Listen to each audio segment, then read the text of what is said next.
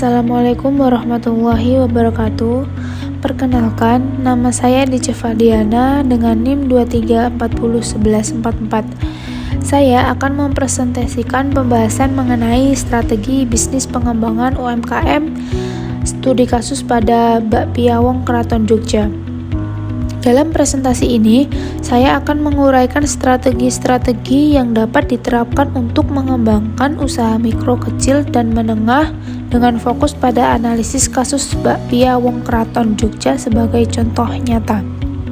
Baik, langsung saja yang pertama, kisah di balik dapur Bakpia Wong Keraton. Di tengah ratusan merek bakpia yang ada, muncul satu nama yaitu Bakpia Wong Keraton. Namun, kisah mereka bukan hanya soal resep enak. Ini adalah kisah tentang bagaimana sebuah UMKM bertarung melawan zaman.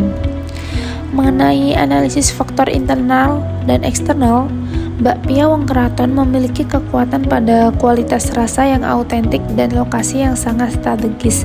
Mereka tidak hanya menjual kue tapi menjual oleh-oleh khas Jogja. Namun di balik itu, mereka punya kelemahan klasik UMKM yang dimana modal yang terbatas dan kapasitas produksi yang belum besar. Di sisi lain, dunia di luar sana berubah, peluang digitalisasi sangat besar. Tapi ancaman dari kompetitor yang melakukan perang harga selalu mengintai di balik tikungan.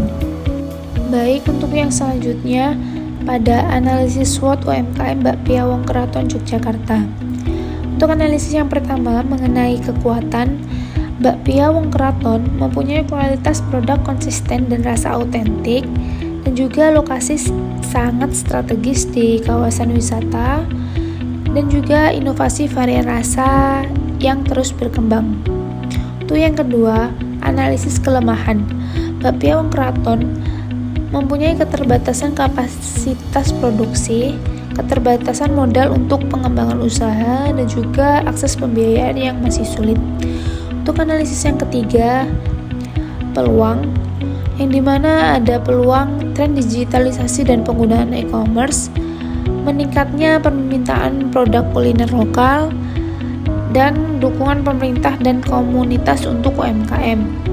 Untuk analisis yang keempat, pada ancaman, persaingan ketat di pasar makanan atau oleh-oleh, ancaman perang harga dan kompetitor baru, dan juga perubahan preferensi konsumen yang cepat.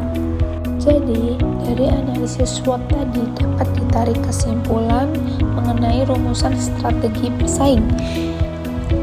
Yang pertama, diferensiasi produk. Itu menciptakan keunikan melalui inovasi rasa dan kemasan premium tanpa menghilangkan cita rasa tradisional yang asli. Yang kedua, pemasaran digital.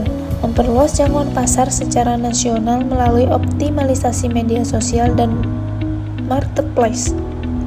Yang ketiga, kemitraan strategis, yaitu memperkuat jaringan distribusi dengan berkolaborasi bersama toko oleh-oleh, supermarket, dan juga komunitas lokal.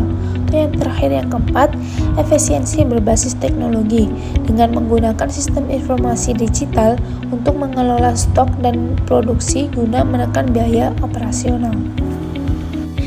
Baik, yang selanjutnya pada langkah implementasi strategi, perusahaan dapat melakukan langkah-langkah konkret yang dimana perusahaan akan mengimplementasikan strategi pertumbuhan melalui inovasi produk berbasis riset pasar guna menjawab tren konsumen masa kini, yang didukung oleh digitalisasi sistem manajemen untuk efisiensi operasional, dan juga penguatan daya saing dilakukan melalui branding digital yang agresif di media sosial serta ekspansi saluran distribusi ke platform marketplace dan mitra di luar wilayah Yogyakarta.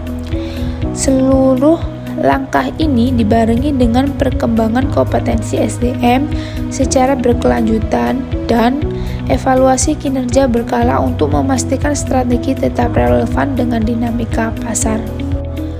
Baik, mengenai pendapat dan pengalaman pribadi saya sangat setuju dengan penekanan pada pemasaran digital, yang dimana di era sekarang ini pemasaran digital sangat penting untuk memperluas pasar, namun wajib diimbangi dengan konsistensi, kualitas, dan pelayanan agar bisnis tetap stabil saat permintaan meningkat. Selain itu, kunci bisnis yang bertahan lama adalah pengalaman pelanggan. Pembeli tidak hanya mencari rasa, tetapi juga kenyamanan dan cerita di balik produk tersebut. Sebagai penutup, jangan takut jadi kecil, tapi takutlah jika Anda berhenti berinovasi. Karena di dunia bisnis pilihannya hanya dua, beradaptasi atau tergantikan. Baik, saya Dice Fadiana pamit undur diri.